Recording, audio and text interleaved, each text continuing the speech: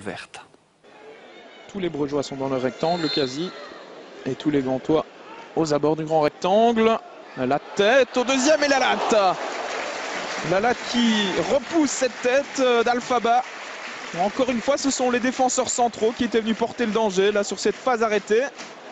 On repart du côté gantois. Et on relance correctement dans les pieds d'El Ganassi. Encore une fois, c'est très bien joué de la part d'El Ganassi. Jorgensen, il a du champ pour frapper. La balle repoussée par Verbis dans les pieds de Koulibaly. Et le poteau qui vient à la rescousse des Brugeois. Ce n'est pas terminé.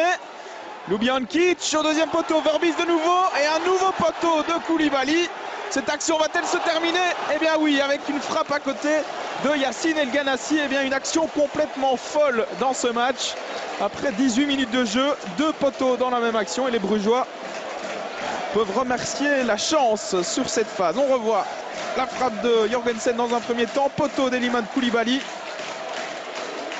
Et puis ça va encore être un peu du flipper ici avec une balle repoussée par Verbis. Koulibaly qui manque vraiment de chance sur cette action mais qui aurait dû conclure d'aussi près.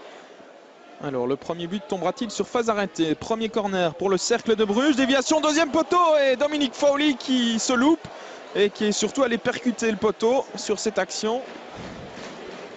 Invariablement, c'est encore El Ganassi qui donne ce coup de coin. Koulibaly, la tête, le sauvetage miraculeux de Verbis une deuxième fois. Et on dégage du côté de Neto. Et bien là, les Brugeois peuvent remercier leur gardien qui a encore fait des miracles sur cette action. On revoit la tête d'abord de Koulibaly. Et puis, c'est un peu chanceusement que Bram Verbis sort ce deuxième ballon. C'est toujours 0-0. Et ce n'est pas les occasions qui manquent du côté gantois. Mais on ne parvient pas à concrétiser pour l'instant. Nouveau coup de coin. El Ganassi dans le paquet. Ballon repoussé par Bram Verbis. Pardon, le but, non, c'est sauvé de la tête par Vian. Sur la ligne. Eh bien, décidément, ce ballon ne rentrera pas, sans doute pour les Gantois. En tout cas, pas dans cette première période. Si ça continue comme cela, on va revoir une nouvelle fois cette action avec la frappe manquée par Arzo. Et c'est Alphaba qui avait frappé sur le crâne finalement de Denis Vian. A priori, le ballon n'est pas rentré. Les Gantois qui reprennent la possession du ballon. Baric avec Smolders qui a un peu d'espace devant lui. Il va tenter de trouver El Ganassi. Voilà qui est fait. El Ganassi à toute vitesse avec Rudy qui revient dans son dos. Le centre extérieur pied d'El Ganassi et Vian qui se trouve. Et c'est encore une fois Bram Verbis qui est là pour sauver les meubles véritablement. El Ganassi face à lui, Rudy. La passe en retrait d'El Ganassi qui reste disponible pour Marco Souler. Retour avec le Diable Rouge. Attention, El Ganassi, la frappe, ça ne passe pas loin, c'était bien tenté.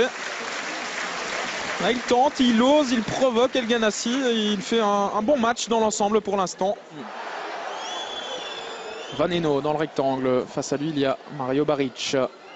Les crochets de Vaneno. La passe, elle est bien jouée. Elle était belle. Et le poteau avec Fowley. Nouveau poteau.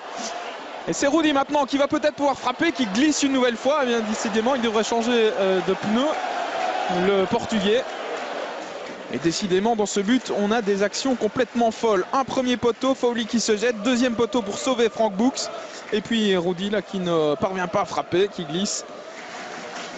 Coup de coin d'El Ganassi. Premier poteau avec la frappe de Nahayo et une nouvelle parade. 5 étoiles véritablement de Bram Verbis. Ce gardien, il fait un début de championnat tonitruant véritablement. Ce n'est pas terminé pour les Gantois avec Souler. À l'entrée du rectangle, la frappe de Ljubijankic et nouvel arrêt de Bram Verbis. Eh bien, on va pouvoir lui ériger une statue du côté de Bruges dès cette première journée de championnat parce que le gardien du cercle est véritablement en train de faire le match de sa vie aujourd'hui. Regardez cet arrêt du bout des doigts ou du bout du pied, encore une fois. Marco Souler qui perd le ballon au profit de Rudy qui est reparti dans ses dribbles. Alors, est-ce qu'il va tenir droit sur ses jambes cette fois-ci? Oui.